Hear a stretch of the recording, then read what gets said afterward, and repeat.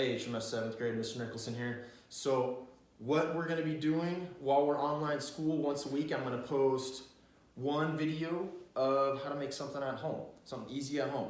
So these are gonna be optional. These are gonna be optional because maybe you don't have all the ingredients to make this, maybe you don't have the means to make it, or it could be a variety of a bunch of different stuff for why this won't be available for you. But if you're looking for something fun to do, here's gonna be some recipes for you.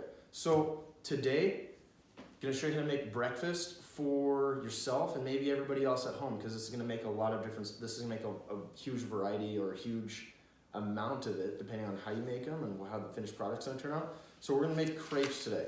And with me is my baby sister Morgan, who's also doing online school through Glacier High School, and she's the crepe master. So she's gonna show you how to do all of this from step one. Here we go. Okay, step one, you need the right ingredients to make these crepes. So Morgan here is gonna take you through all the ingredients of what you need, making sure also when you get your ingredients, use correct measuring cups. Dry measuring cup for your dry ingredients, liquid measuring cup for your liquid ingredients. Keep that in mind. Some of you struggle with that in class. So here we go. Morgan, take it away. Okay, so when you're making this, you wanna mix all the wet ingredients first. So you're gonna use 1 1/3 cup of milk, a 1/4 cup of oil. We use olive oil, but you can use any oil that you have. 4 eggs and 1 cup of flour. All right, here we go. So as I said before, we are mixing our wet ingredients in first. So I already have the eggs, and so I'm gonna add the milk and the oil. And I'm just gonna mix those together. We have a hand mixer, but you can use just a whisk or a fork even, just whatever you have. So now that I have all the wet ingredients mixed up, and it might look different depending on like what oil you used, I'm now gonna add the flour and then mix that all together.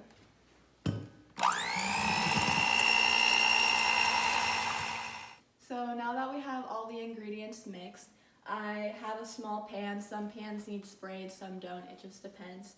And for our burner, we have it on a medium heat. Our highest is like a 9 and we have it on like a 4.5, 5. So now I'm taking the mix and I'm taking a ladle and just filling the ladle probably like halfway to full. And then you don't want to fill the pan all the way, but some of the way. So then you kind of mix it around to make the crepes thin.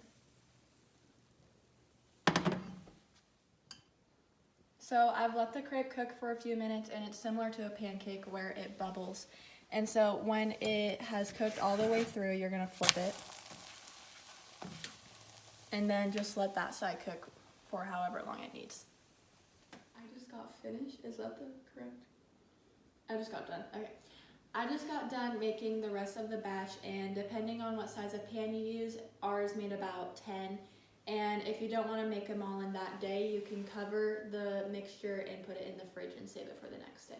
So making 10 crepes, you guys, I mean, that's enough for you and your entire family to have maybe 2 or 3 crepes a piece or more. I mean, that's a good sized breakfast right there. And then you can this is where you get creative with it. So now that these are done, depending on how you want to fill these with what you want to put in here, you have a variety of stuff. You got like honey here, fruit syrup, you got peanut butter, Nutella if you want to get real crazy. Any kind of fruit over here, bananas, strawberries, kiwis, whatever you want to do, you guys. So if you decide to do this at home, send me a picture or message me on Teams what you decide to fill your crepes with and who you made breakfast for. All right, guys, have a great week.